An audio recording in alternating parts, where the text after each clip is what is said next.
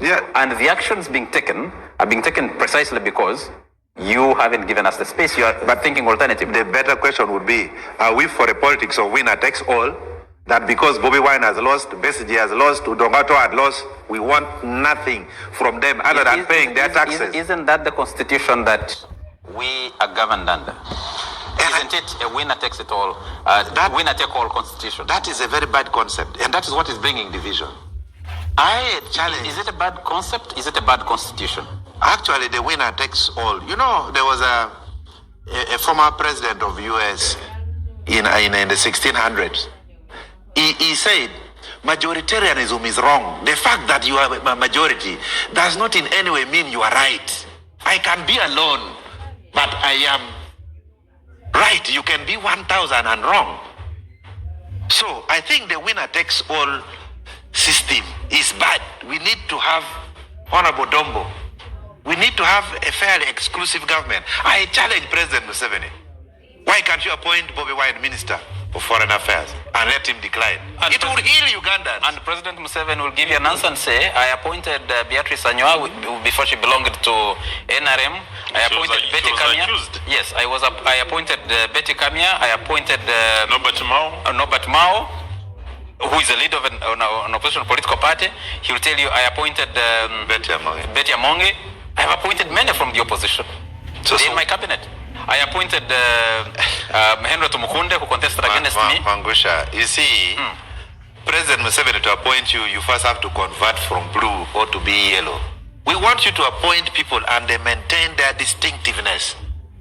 Being a guerrilla fighter, he believes in loyalty. Loyalty is the first password. So I would challenge government.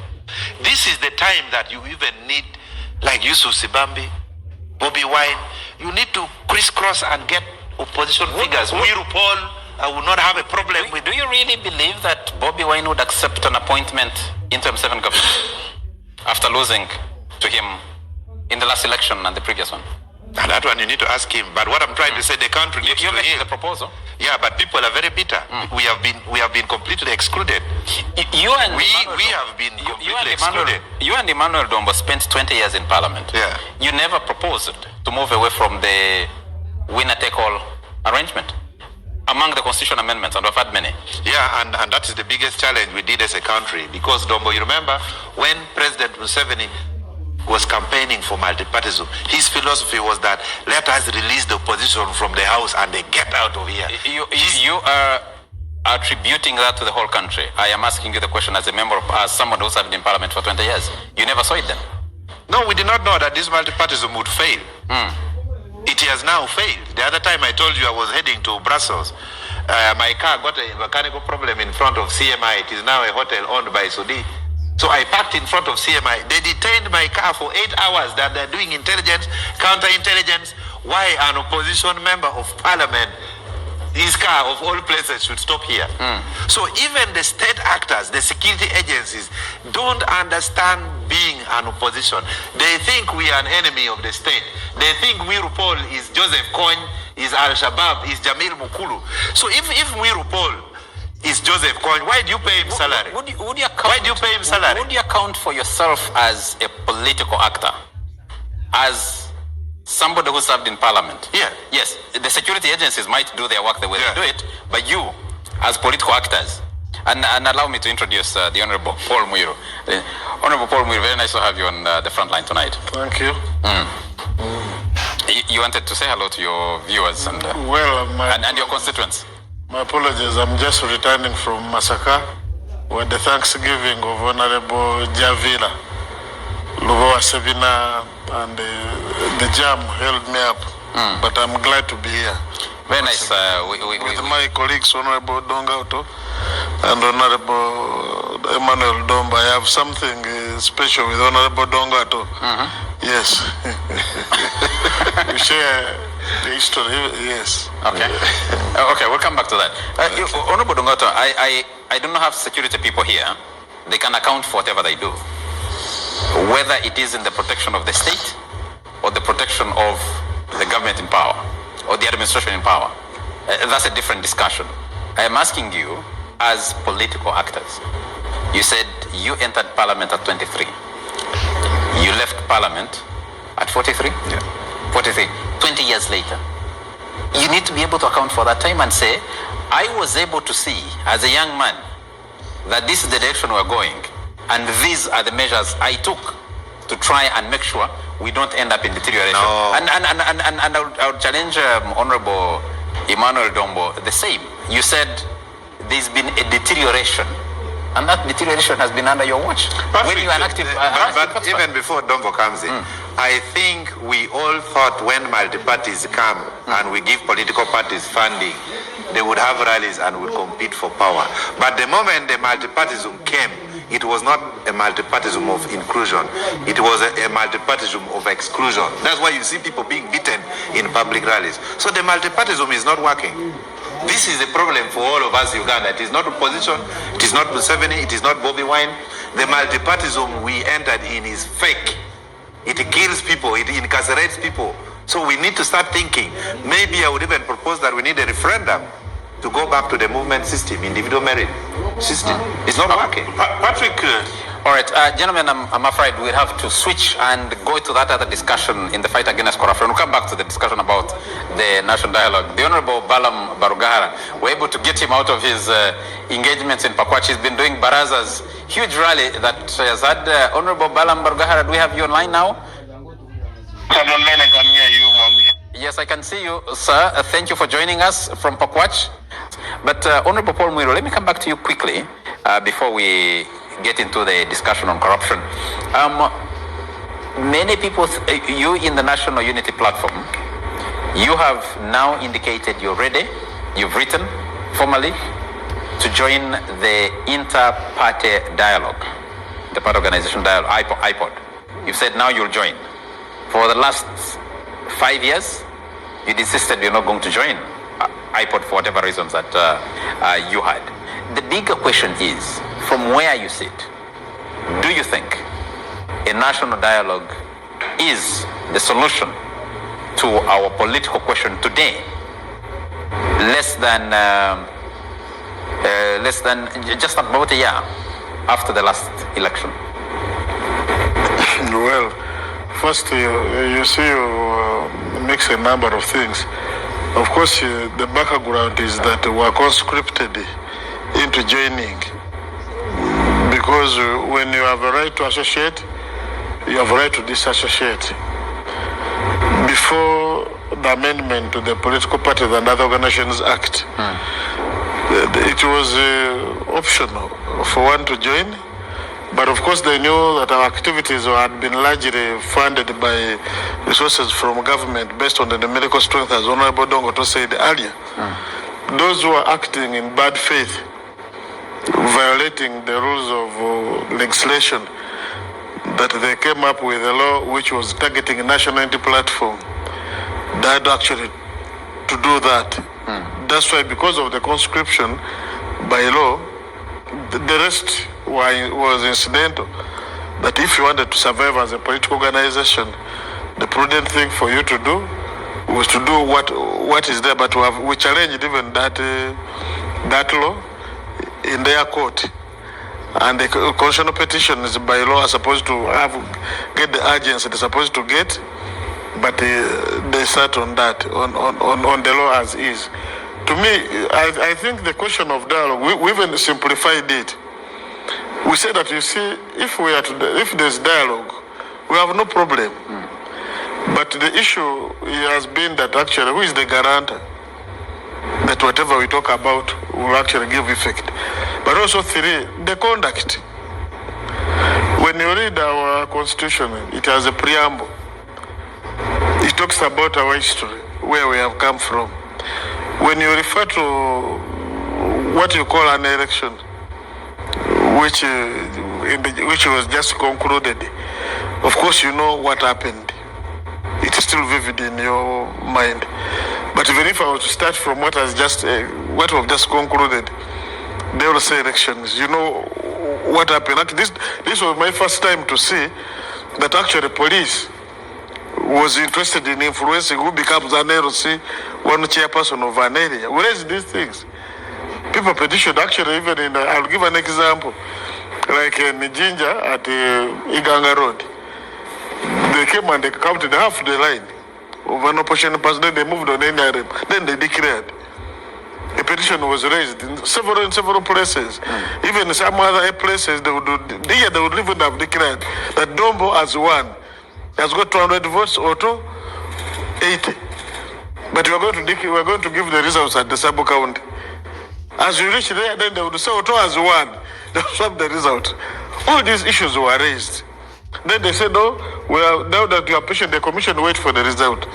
They announced another day, the election at LC2. So the question is lingering in our mind. You want to resolve the LC1. But the electoral college for LC2, that those who have been in LC1. Even we don't even get small things. For instance, you see, President Museveni went to the bush and the group, not that because there were no hospitals or there were no schools, but there were governance issues. So for me, in my view, by the way, like this dialogue you're talking about, and maybe downplaying the issues as they obtain today, we talk to many people across the board, and they all know the civic space is disappearing, the human rights violations at the peak, the abductions.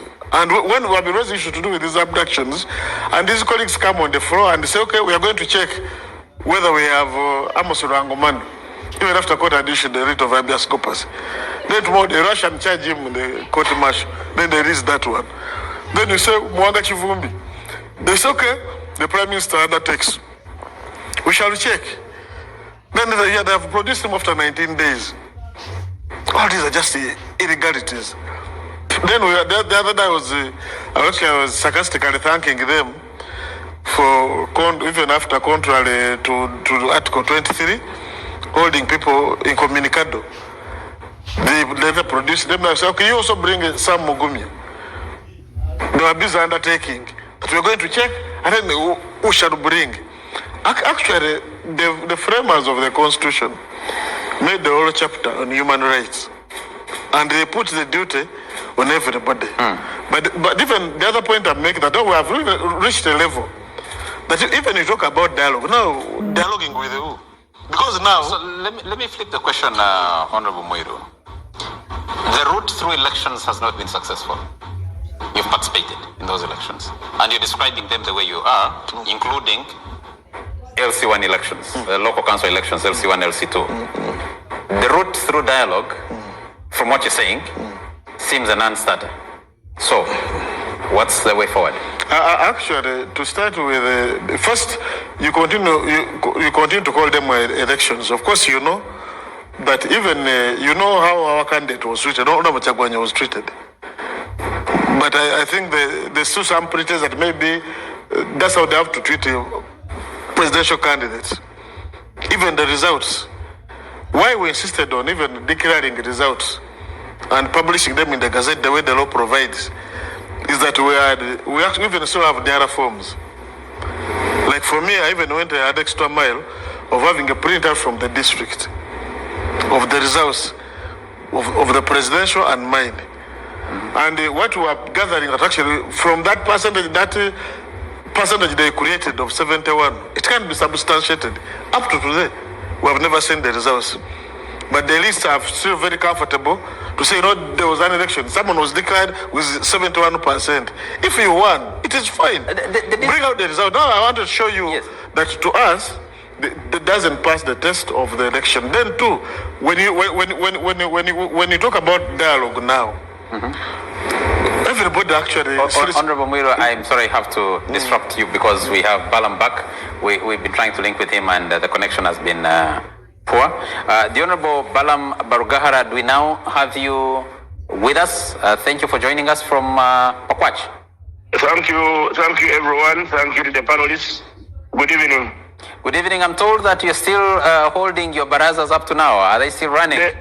The baraza, the line is, I'm left with about 150 people expressing their views. Okay. So this is the people parliament, and we let people work in the day. Then in the evening, they come and express their views and expose the different rackets of corruption so that we can fix them and attend to them. Pakwach is district number what, since you started your crusade? Pakwach should be, now West Nile is region number 3. Region number 4. Region number 4. We started in Bugisu, where we went to Bulambuli, we went to Namisindwa, we went to Mbale City and Mbale District, where close to 40 civil servants were interdicted and taken to court. Out of 40, 26 DPP sanctioned their files, so they are in court, at anti-corruption court. 14 are pending forensic audit, material audit, and these other audits. Then we moved now to Masaka. In Masaka, the worst district hit was Zimbabwe, where 16 people were arrested in different departments for collecting money fraudulently to give people titles which were not there. And yet the president had paid for the titles, government had paid for the titles, 1,500 titles. So they collected from the public about 10 billion under the watchful eyes of our technical people in the district, by the district land office and others at large. So 16 people today, 8 appeared in court. 8 more will appear. Their files are pending some audit.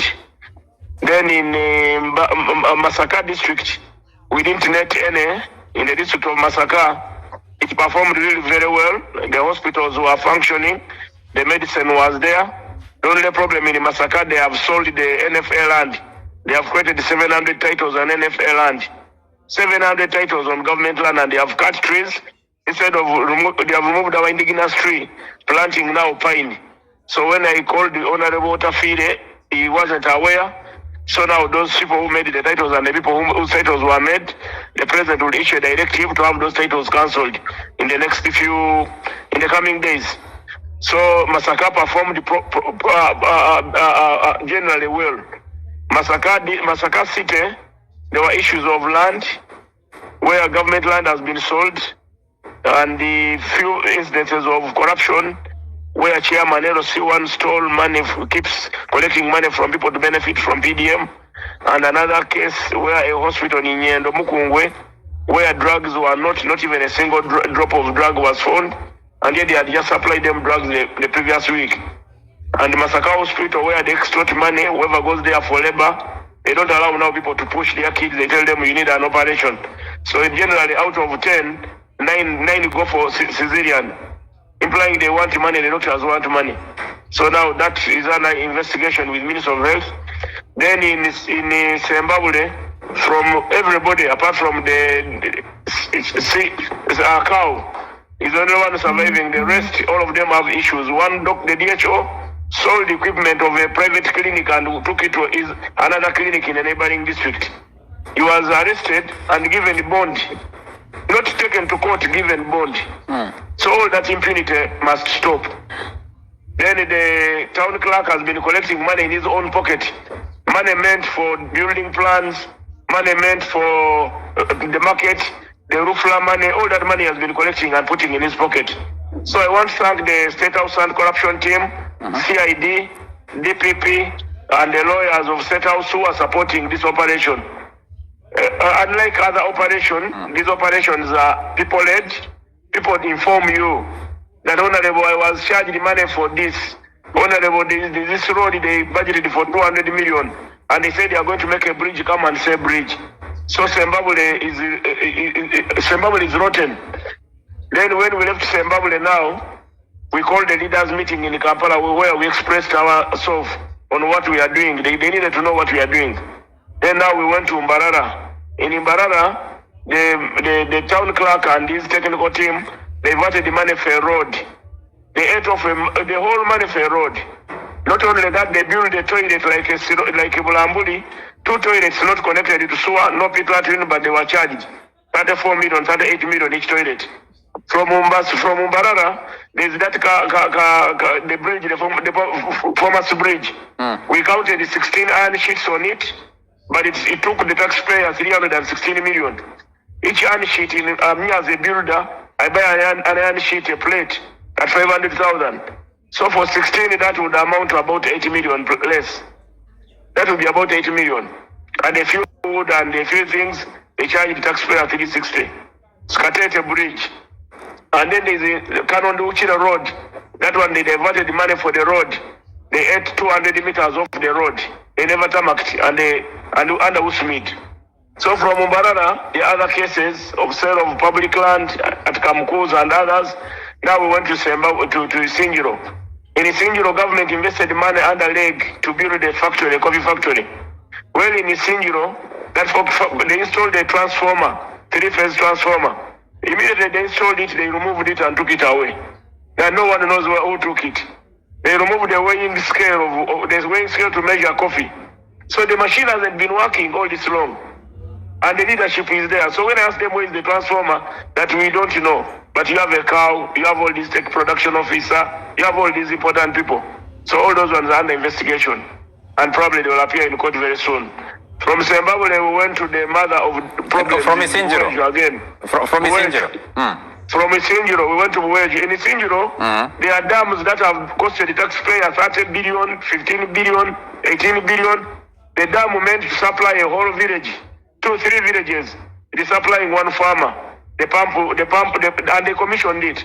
The pump is not functioning, so it's only one farmer getting water for irrigation on that dam. There's another big dam which has cost us almost over 60 billion. That one it's not operational yet. Then when we went to Buweju, the driver, the tractor driver, the road engineer confirmed to us in Buweju that the chairman, LC5, they put 96 million on his account. And when they put the money, indeed the money was put. The driver used the 6 million. The chairman told him to sign for 96 million. The driver said they cannot sign. The chairman said, you fire this driver. Let this driver get out of the system. He doesn't know what we are doing. He doesn't know you are supposed to do mobilization here. So the driver said that they fired me, but I took them to court. I won the case and they never brought me back to job. So such a driver is a hero. Then on the account of the chairperson of Buweju, a contractor who supplies material to the district, he posted 14 million shilling on the man's account. That is for him to quicken the process. That's the district chairman. They have been employing nurses who pay 8, 10 million, 15 million. The volunteer nurses who have been in the hospital have never been considered. So that amount to corruption. So Buweju is there. Now we went to the Right Honorable Deputy Speaker's district. Mitoma. They build that is Mitoma. They have built a toilet just behind the Rufla. Rufla is the slaughterhouse. A pit latrine which is full to capacity. A slaughterhouse just behind it. No water, nothing. So the flies fly from the pit latrine to the slaughterhouse. However, the slaughterhouse was budgeted for 90 million. When you look at it with your eyes, even me who can't build expensive houses, I know. It can't take 70 million. But they call that one accountability. They build a heritage center which has never operated for 6 years. There in Mitoma there. There's a bridge which costs every financial year 100 million. This bridge has no single iron bar in it. It has culverts which are lying on the ground. They put maram and then they put something which resembles a beam, but it's concrete without iron bar, not even a ring.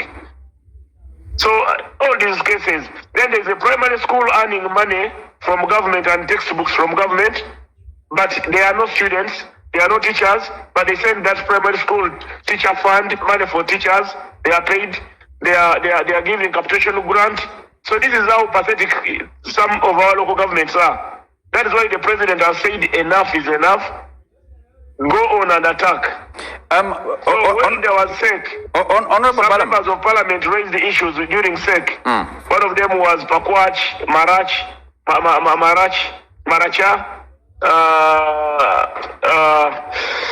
somewhere there, Queen, Budaka. There were like 6 districts raising issues on PDM. But when you come for PDM, you get other dangers, you get other problems. So this fight is not my fight. It's not General Moses' fight. It's not President Museveni's fight. It is a fight for all Ugandans who want service delivery in hospitals. In Mbale, by the way, before I forget, they will sue Heritage Center 4, which is the main Heritage Center of Mbale district, the main hospital of Mbale district. They posted there 18 workers. Out of 18 workers, 17 were posted at the hospital on the same day. The same day they were given a bond to go and study. So they have not worked in a hospital for 2 years. But they are earning full salary. to the main hospital. Now, if you're still in the main hospital and you put ghost RSA workers, what about the other grade 3 hospitals? In another health center on Nabumari on top of the hill there, we found the health center where the gatekeeper is the one administering, is the one putting candle on the patient, putting the drip on the patient, the gatekeeper, the compounding slasher. So this is how pathetic these things are. So this fight is for all Ugandans. All Ugandans join the fight. It is not my fight. It's not Museveni's fight. It's not Moses' fight. Neither is it Salim Saleh's fight. It is for all Ugandans who want sanity in Uganda. Thank you. Honorable Barugahara, I have in studio Honorable Odonga Otto, I have Emmanuel Dombo, and I have Paul Muiru. My question to you, yes, my question to you is your campaign sustainable? It can be sustainable if at all it is supported by all Ugandans. This is a people campaign. Like when I come for these campaigns, I don't spend any money on publicity. Unlike other campaigns where you have to ferry people, provide them with water, give them tents, these ones actually are giving me water. The people are tired. The people in the communities are tired. I hear you when you talk about people in the community being tired. But many people have also been questioning. Government has a lot of agencies that investigate corruption. Where is Balam Barugahara, as Minister for Local Government, getting his information? Are you relying on the Auditor General's report? Are you relying on... You see, the most important thing, I've told you this is a people-led campaign.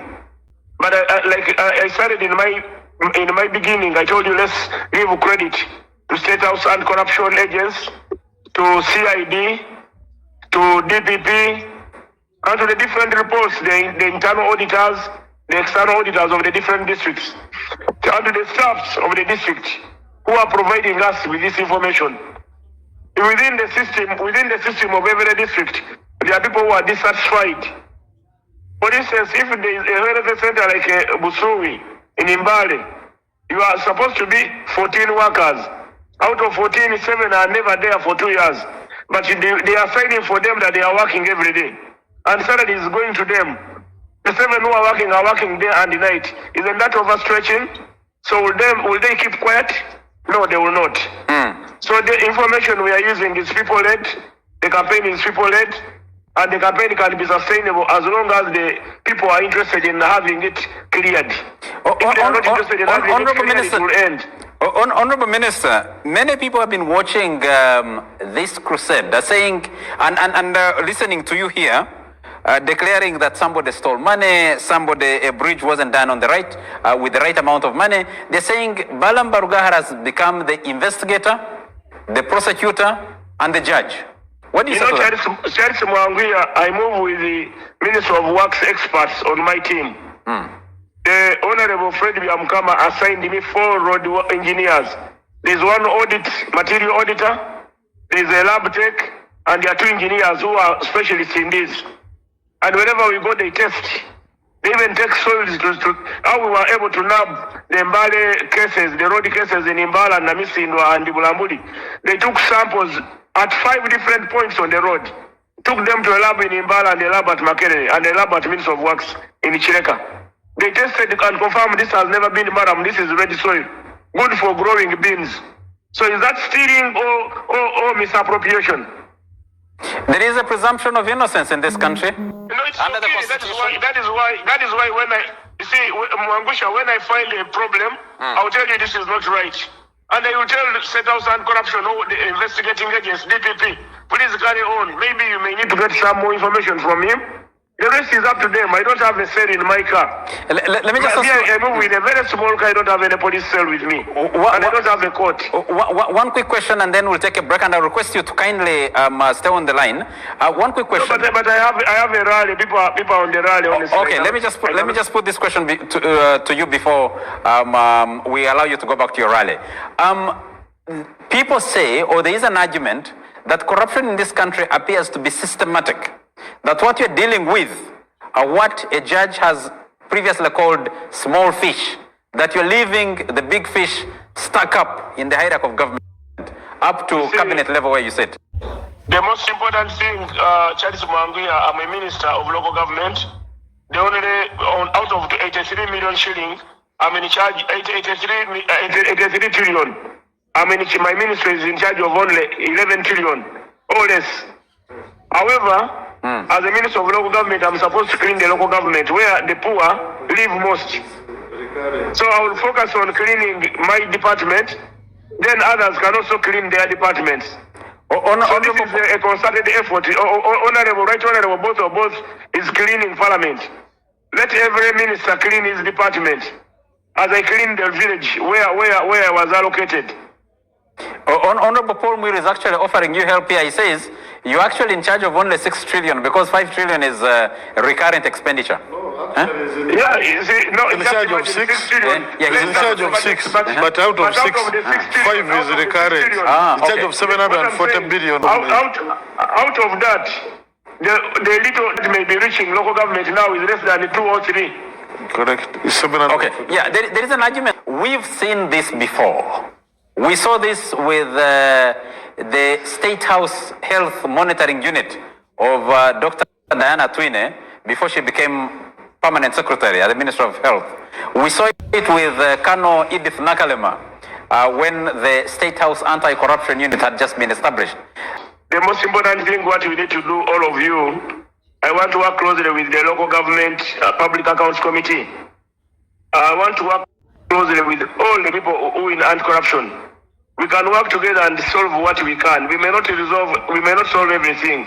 Just like Honorable Muir has informed you, what I control is too minimal. But if all ministers do their job, if all people come out and do their job, if everyone comes out and say enough is enough, I think we can control the stealing by 50%. But as of now, Honorable Odonga Otto can give you how much, Auditor General's report, how much was stolen last financial year. Honorable Muir, you could be having that information. 10 trillion. 10 trillion. But did you know you are giving local government, which has the population of Uganda, the biggest population, they are earning only 5, as you have mentioned. Imagine we got all that 10 trillion and added on the 5. Won't our local government have better roads? Won't our hospitals in local government have drugs? Won't our schools have enough teachers who are not ghost teachers? Won't we have enough classrooms? So it is a concerted effort. We should not let's not regularize corruption, that things can be as usual. Let me try my part, because I'm a tenant in that government. I'm not a fond of the government. I'm just a tenant. I'm given an assignment today, and tomorrow I can be removed, but I should be remembered that when I was a minister of local government, I went to Panyamur village where people ate money for a road, and I was able to highlight it out that these people ate money for a road. I went to Panyamur Area Center 3 today. I shed my tears. They built a kitchen at 350 million. They don't have a theater. How do you build a chicken where you cook food from? 350 million. And you don't have a theater. You don't have a theater in a hospital. A hospital with over 30,000 people. In that Panyamur has over 30,000 people. Presidents. Let me go back to the question I put to you earlier. When you have a situation, an incident like that, is it a problem of the local government or does it go back up the chain? You see, local government has a hand because most of the projects are supervised by local government. But then there are central government projects like those dams I was mentioning. The dams I was mentioning now, this Panyamur Health Center was contracted by the central government, by Minister of Health. But the health center, the ceiling fell on patients. The health center, they budgeted for solar, which doesn't exist. So I mean, all those ones involved in that saga, they must be held accountable and investigated and taken to court. It is a lot of things, but with time, people will come out patriotically. If there are many patriots, they will come out and support and do what we can. Of course, I cannot be the Inspector General of Government, I cannot be the judge, I cannot be the Chief Justice, I cannot be the Prime Minister, and I cannot be the Executive and Judiciary to decide, or Legislature to decide. But let me do what I can. I will be remembered that lousy man tried what he could. Some of your critics saying you're being all those that you have just mentioned. But let me bring in this one quickly before we let you go. You have tickled some of your most ardent supporters the wrong way by putting a ban on bar opening to 3 p.m. Now, you see, you're chasing away your supporters. The people have been telling you. We need to strengthen transparency, public accountability, community productivity, and responsible regulation of alcohol and betting activity in local governments. Our young people wake up early in the morning at 7. Like you saw NBS yesterday, you were in Mubende covering people holding 2 bottles in their hands. What time do they work? They are given money for PDM to get out of poverty. They are drinking it. They drink. If you drink from 7 a.m., what time are you going to work? Those are the thieves you find snatching phones, breaking into people's houses. They are not working. So accordingly, I thought it is important people to apply the Constitution of the Republic of Uganda 1995, the Local Government Act, CAP 138, and the Trade Licensing Act, CAP 101/76, as applicable to the National Lotteries and Gaming Act 2016, as amended, so that these local governments, they can create their ordinances and bylaws and other relevant laws and regulations to be made by their district respective councils, so that they can implement some of these directives to increase productivity in their villages. For instance, I went to Sinjiro. The journalists complained they don't attend the council meeting, that the cow chased them away. Now, if you chase me away, how will I know how much has been budgeted for what and where? Which road will be worked on? Which school will be worked on? So now, that one I had to inform the councils, our district councils. I had to guide them as their minister, that he should allow journalists access to the press, to the conference meeting, to the council chambers. Now, they must display budgets. Let people know the budgets. Like today I was in Panyamul, a local said they budgeted to build for us this classroom. Honorable, they never built and the money was spent.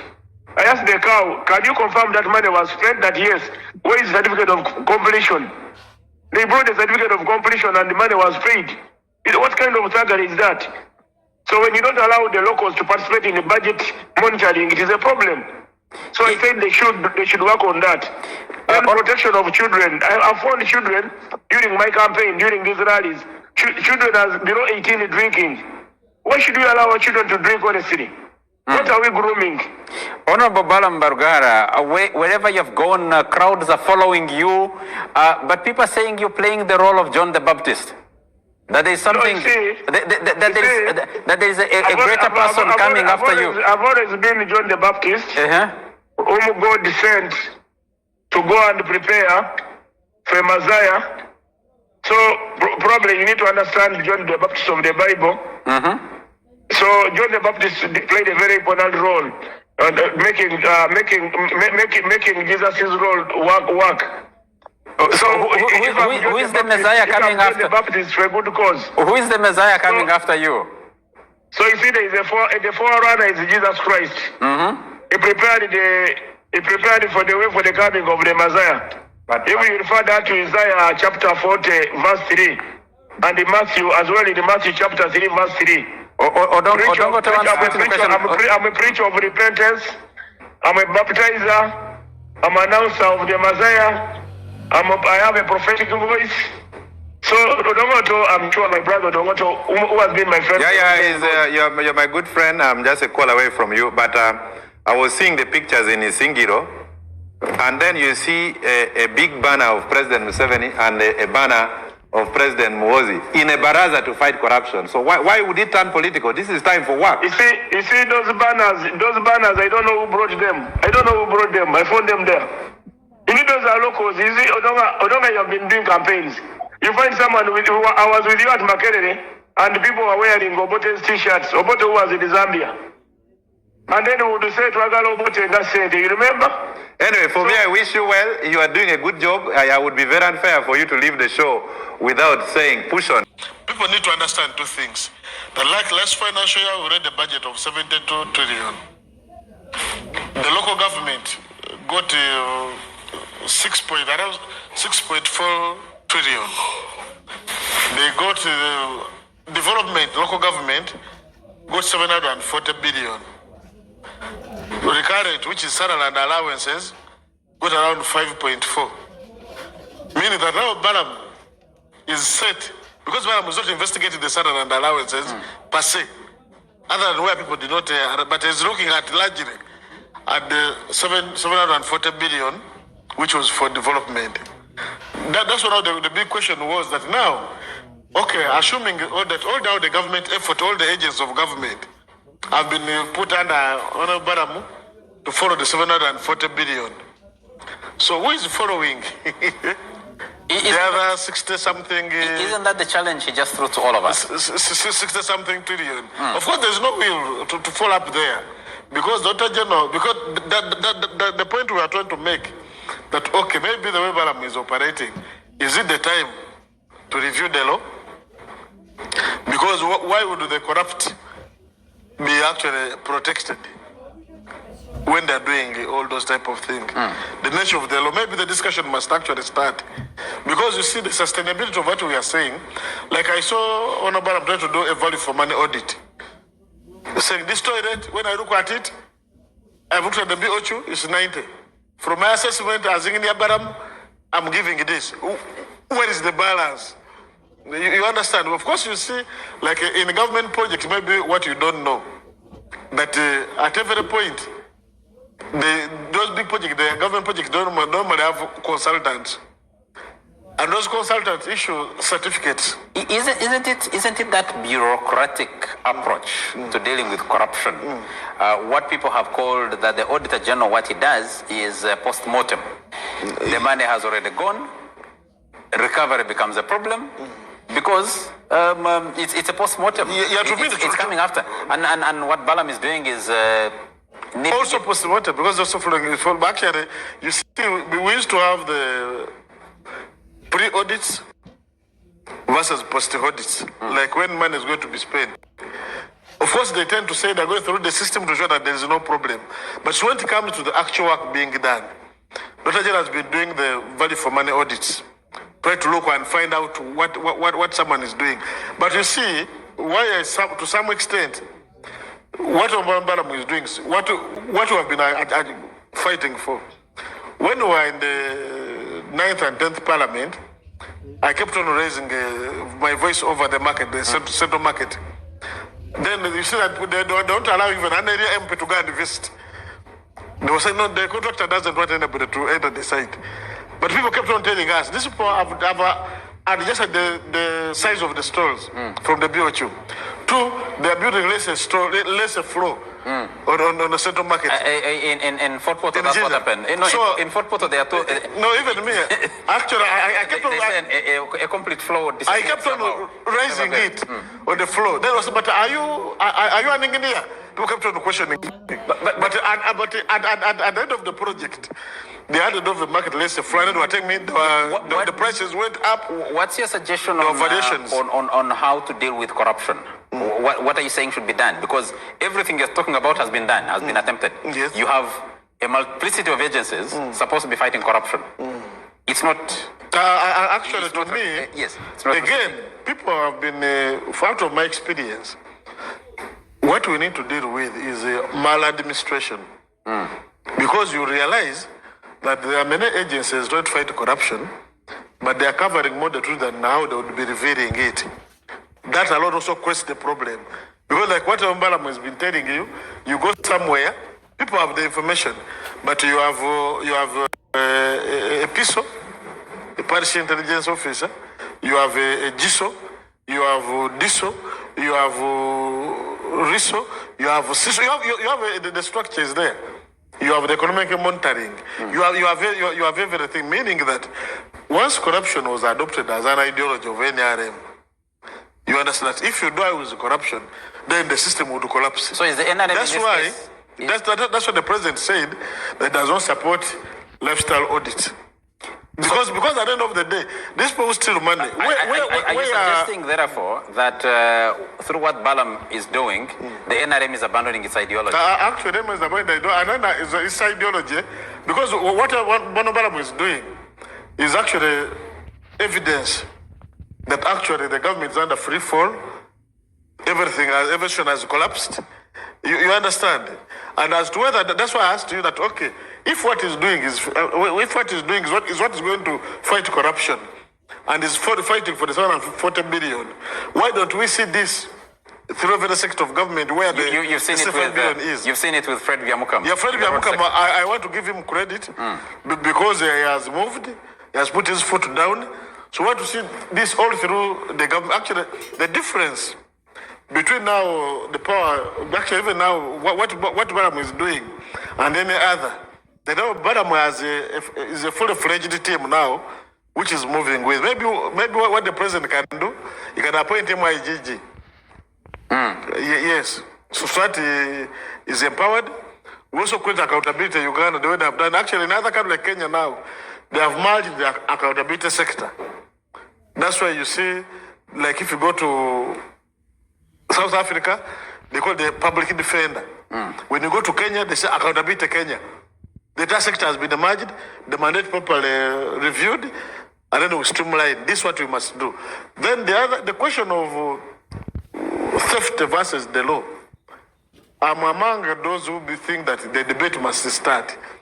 Because you meet someone, there's nothing someone has done. For instance, we've been moving on these roads.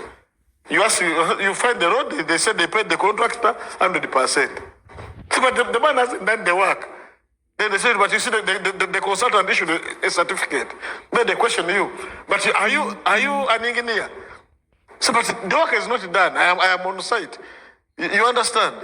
Then after that, this man is innocent. You understand? Until he pleads or is proven guilty. So you need to follow the contractor procedure. is innocent. The one who issued him a certificate should be the one held accountable. Actually, they also at that point they also say, but are you an engineer to know that the road wasn't properly done? But I think for me, that's it. Oh my God! 20? And they were not seeing them. But for me, the discussion must start. What Onebaram actually has done, it's what we have been doing and complaining. I'll put this question to Emmanuel Dombo, but after a very short commercial break. It's from Felix Muhanguze, who is in Stagata Shema, who says, let the minister tell the country why he is harsh on civil servants, but seems unbothered on political leaders who are mentioned to have participated in the scandals. And he did mention a district chairman who has been receiving money on his account, and a cut from projects, and also talking about sale of jobs. But you will speak to the role of political leaders, current and former, who have been aiding or participating in this corruption. Members of parliament, they shout and say, elect me. Where you get chairpersons LC5, and the only thing they are going to do is to sell the jobs. That is going to happen.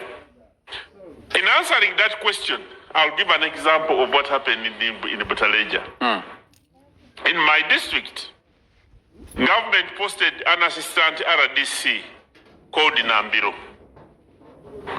Nambiro comes to Butaleja and he inquires into how the fees were being levied in primary schools.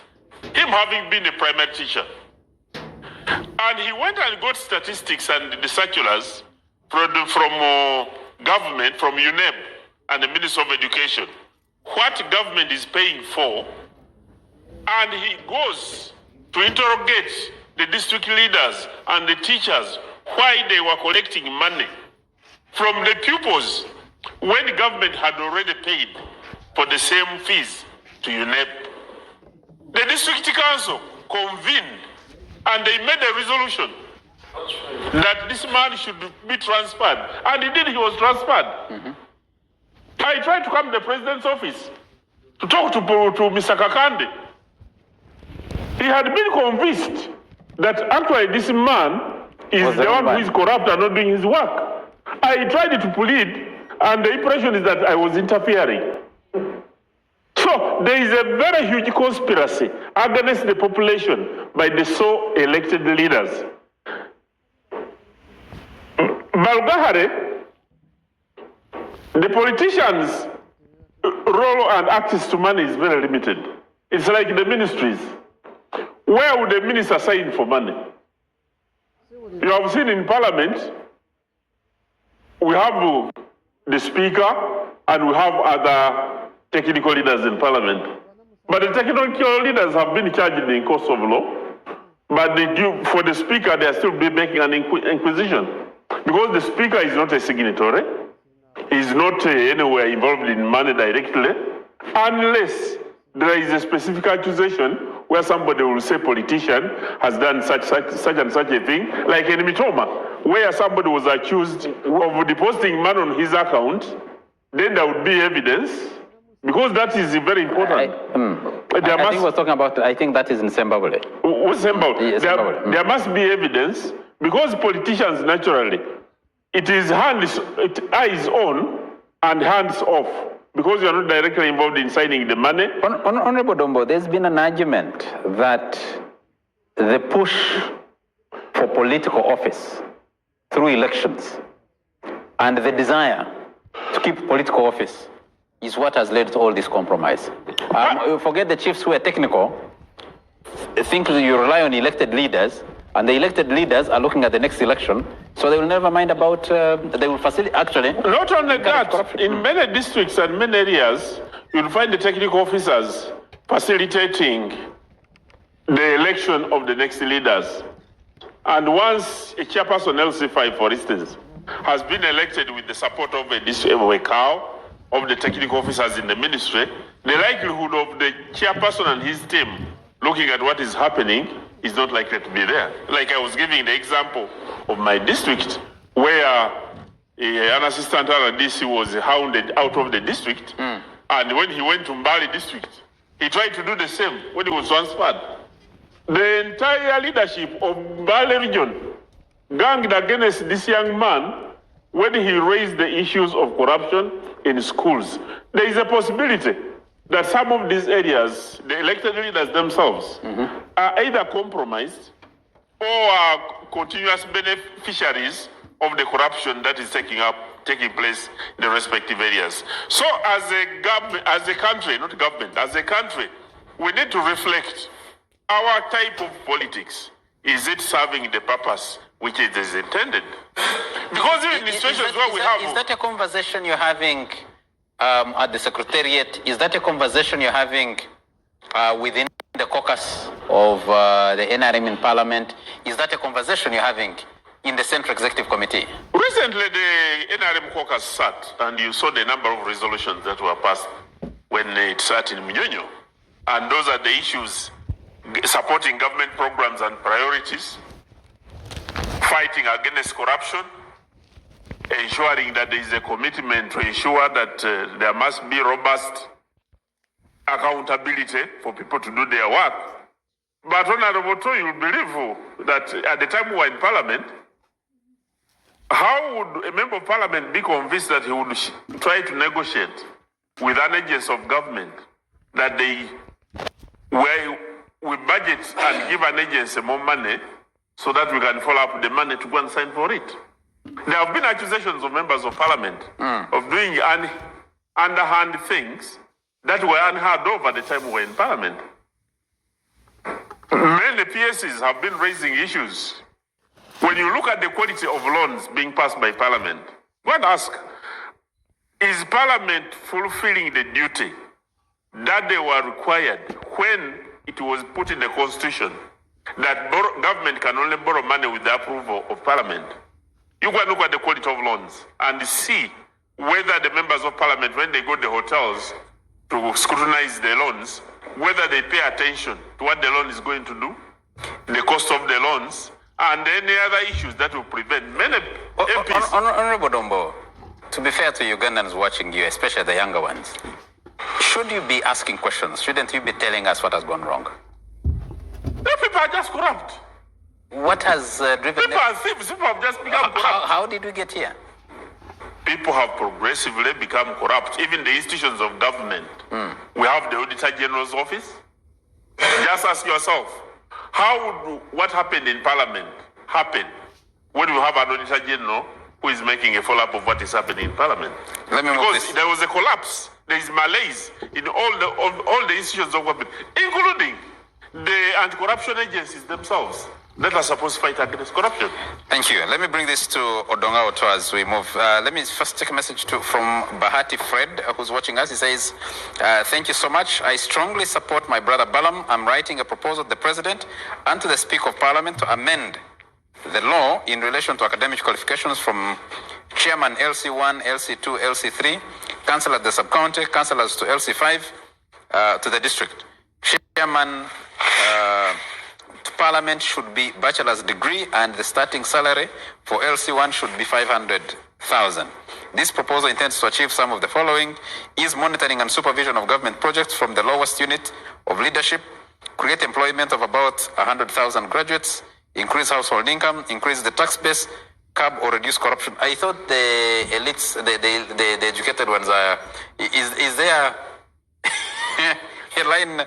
And Charles, let me tell you, when you look at the loans that government has been borrowing and you hear what is happening in these local governments, you begin wondering, do we really need to borrow money in order to service the programs of government? Let's throw that The money that we have would be able to suffice. Odonga, you answer that question. You see, during the LRA, they had war, they had few guns. At times they are confronting a mighty UPDF. The UPDF would have like 600 AK-47s. So, because the rebels may have like 20 guns, so what they would do, they would abduct young people who would be hitting saucepans together with the guns. Hey, arrested. So that they sound many. Yet some are carrying saucepans, yet minority have guns. I see what Balaam is doing is the same to that. He's bringing up, the word is high euphoria. He's doing a good thing. He's bringing back euphoria. He's bringing back hope to Ugandans that corruption can be fought. But I want to say, the DPP has failed Ugandans. The CID have failed Ugandans. The police, you have failed Ugandans. The Inspectorate of Government, you have failed Ugandans. Human Rights Commission, you have failed Ugandans. The story does not end there. What Balaam is doing is what Honorable Miru Paul should be doing. Where is the Public Accounts Committee of Parliament? Where is the Local Government Accounts Committee of Parliament? Where is the Government Assurance Committee of Parliament? Where are the members of Where Parliament? is the COSASE Committees of Parliament? What Balaam is doing is what the British designed Ugandan to do. That is why all the accountability committees are left to the opposition members of Parliament, so that you squeeze government and show that government is rotten. Now, if you hear the speech of Honorable Balaam Ateni, now you may think he's the leader of opposition in Parliament. Everything is absolutely rotten. Now, what Balaam is doing is just making money for the CID and police, because his approach is very rowdy. Arrest this one, record a statement. The moment he leaves, they will start saying, how much can you give? The same detective, the same investigators, the same IGG, they will say, what is the charge on this man? 200 million. Let him first bring 50 if he wants bail. I saw him order cancellation of bond, police bond on someone. He's just, he's just bringing business for those state actors. So what I think, this decentralization has decentralized corruption. We need to revisit the whole philosophy of decentralization. Absolutely. Because ask yourself, we have made you to have your government in Pade. You elect your LC5. You elect the LC, The Service Commission. the Sub-Service District Service Commission. You have the PAC. You have the Local Government Accounts Committee in the local council. But there is still theft. For example, my home district, Pade. The former chairman LC5 bought a TV screen, 18-inch. It is at 17 million. The TV I can even buy at 800,000. Now, when Balaam was going to Pade, they organized to welcome him. 18 inch or 8? This size here, the small one, 32 inch. 32 inch, which is 800,000. It is in the office of the LC5 chairman. It is bought at 16 million shillings. Now, when Balaam is going to Pade, they organized people to welcome him. He was just enjoying traditional dances. He left the whole district without even going to say who procured this. And you'll find that the political leaders influence the civil servants to approve certain figures, and then they give the money back to them. So maybe we need to centralize recruitment of all civil servants. We may have to abandon the idea of local staffs, because some local governments, for example, one in Lira, it is only relative friends and in-law. Strictly, you don't give 5 million shillings, you don't get the job. So people are recruiting only their relatives. So the whole local government needs to be revisited. We may have to get back to Parliament. We need to centralize recruitment of all civil servants at local government level, and then we transfer them. We move the one from Butaleja, take to Jinja. We remove from Jinja, we take to Pade. But otherwise, isn't that already happening in respect of chief administrative officers? Yeah, but the recruitment is controlled at the center. Actually, I am very happy when the Minister of Local Government issued directive that they will be procuring everything from the center, including stationaries and pens, because the level of corruption down there is... Wouldn't you centralize corruption then? Or is that assuming that corruption is only limited to local governments? But as of now... What is talking about 740 billion, but we're not looking at the corruption at the 60-something billion, which, because if you also interrogate it, you raise the argument, local government is only responsible for 6 trillion. Out of that 6 trillion, 5 trillion is recurrent expenditure. Salaries and allowances. 740 billion. Development budget. 740 billion. 740 billion. You see, Balam is just a workaholic. But this is just local government. We don't have to touch all other ministries. Ministry of Foreign Affairs. We have a whole ambassador who attempted to sell government property. We have an ambassador in Europe, I don't want to mention the country, who picks allowances that is going because Uganda government is poor. So you appoint one ambassador, they give 10 countries. So he picks allowances that is leaving Canada, going to Sweden and Norway, and then the driver drops him to the airport. Then immediately, the driver comes back with the Ugandan flag to the embassy. Then he leaves the airport, he does not take the flight and comes and sleeps in a lodge. While he has the allowance in the pocket. Jumps into a taxi. Yeah, he jumps in a taxi. We even have a cow who removed the whole engine of a local government vehicle, brand new, and put in his. Eventually, even became a member of parliament. Parliament. Time is running out. We need to be getting out of here. Are you sure? Maybe this is the solution. Colleague Solomon Serwanja decided to run for LC1. And he actually won in a village called Vamutakude. By 1 vote. Yeah, he won by 1 vote, but he won. And he says, he tweeted earlier today and said, we have started our 3-day retreat with the Vamutakude LC1 committee members at the Nagalale County House to work on a 5-year strategic plan for the village. And he's appreciative of, and you need to read the comments below this tweet on X, and maybe that's where you need to get. Maybe but this was where the people who are practicing corruption, it's not because they are less educated. These are highly educated and well-positioned human beings. And the challenge is that we need to do a rethink. We need extraordinary ways like Balam is trying. And perhaps may need a serious legislation come in and... Actually, we just need to amend the law and bring back the death sentence. And death sentence should mean actual execution in less than 60 days. So that when people see some of these thieves being executed, they will find it a very risky business. As of now, it is not risky. You can steal money and bribe your way, bribe the police, bribe the judiciary. You are an advocate, and Honorable Muiro and myself. The law. Yes, but the death sentence is still very much alive. No, but the actual execution. Who was the last execution? It's still very much alive. It is up to the president now. Pardon? The way they are doing it, of course, they can sentence you to death by hanging, but the execution now is what it needs to be. People need to be executed. Because the murder of the children in Okello. Okello was Even sentenced today. to death. Even today, The murderers of Susan Magara, 2 of them, sentenced to death. And death sentence now means you stay there for 20 years no, or that's forever. The life sentence is actually life. Yeah. Yes. So they should be hanged. It is usually committed, but Charles, No, what I'm saying what is will that happen? You said the priest in your place. What did the priest say? the priest said Balaam should be encouraged to go on, and he said, even come to the church. Now that's the problem.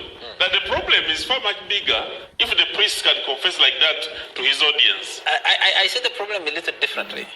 That everybody seems to want to kick the can, and why Balaam is causing all the star he's causing now is because he's acting. Charles, he's not kicking that resistance. Charles, let me maybe underscore one thing. The effect of corruption, the other time I was speaking about it. Like, for instance, when you look at the road sector, we have 559,561 kilometers in the country. But out of that, it's only 8,800 which is paved. which is tarmacked. 150,000 kilometers is gravel. But the cost of tarmacking a kilometer now, asphalt 4 millimeter inch is 5 billion. That if you divide it, yes, a kilometer. If you divide it, that 5 billion by, if you divide the 10 trillion, which we lose annually, by the 5 billion, you'd have 2,000 kilometers stolen every year. If you multiply by the term of 5 years, that would be 10,000. 10,000 plus. And if you multiply by the number of times this have been here, you'd have had like 80,000 kilometers, which is just stolen like that. Well, as you say that, it's just as simple as that. You know, they just... No, it may not be directly like that because the president, even the collection wasn't like that. The president, the minister for works have told us that while we've been suffering with that bad road, Mitiana Movende, that they've been working on forever, and the deterioration of the section beyond that, especially Kegegwa to Chenjojo, is because some people have been eating the man, and you know, they delay the road, it never gets done, and no one is held accountable. But Mugonero Charles says, can Honorable Balam also pay a visit to Namutumba district, because there is too much embezzlement in the service commission of the district, and also in many schools, mainly secondary, government-aided schools. Someone says, Vibes Montana says, don't overwork Balam. He is busy in Pakwach. I have taken that Vibes Montana, and gentlemen, we need to be getting out of here. I need us to circle back as you conclude. Yes. Each one of you give you 30 seconds. Yes. So that is 1.5 minutes. Starting with you, Honorable Paul Muiru, on the question of the place of national dialogue in a political context as we end the show. Well, for me, because given what is taking place, it is just a clear indication that we are almost becoming a failed state. So the earlier we started engaging, the better. The only question would be, now you dialogue with you, because there seem to be very many power centers within the ruling government. I don't know who exactly is in charge. Thank you. Dombo. Politics is about dialoguing. It doesn't require a law, because even if you made a law, even if you went to the structured provisions under the Constitution, every day people must talk to one another. The opposition members prefer talking to each other. Merhaba, God of War, World of Warcraft, Need for Speed ve bir sürü oynuyoruz. Sohbet ediyoruz, eğleniyoruz. Şimdi canlı yayın... Together, and we improve governance in the country, and we give hope to the people of Uganda. The Honorable Odonga Otto. Raila Odinga won the presidency, but he was made the Prime Minister, Executive Prime Minister of Kenya. I see nothing absolutely wrong with President Museveni reaching out to Bobi Wine and making him Prime Minister of Minister of Foreign Affairs, even reaching out to Semuju. Because if you have started running, supposing someone else, maybe Mwozi, becomes the next president, will you be in exile for another 40 years? So you should never close the doors for negotiation, no matter how slim it is. And forgiveness is the art of the strong. Did you tell us last week that you move with your passport? Oh, yeah. All the time? Yeah. Planning to do what? Should I show you? No. Why do you keep your passport on you? It is mine, because it is mine. I have to move with it wherever I want.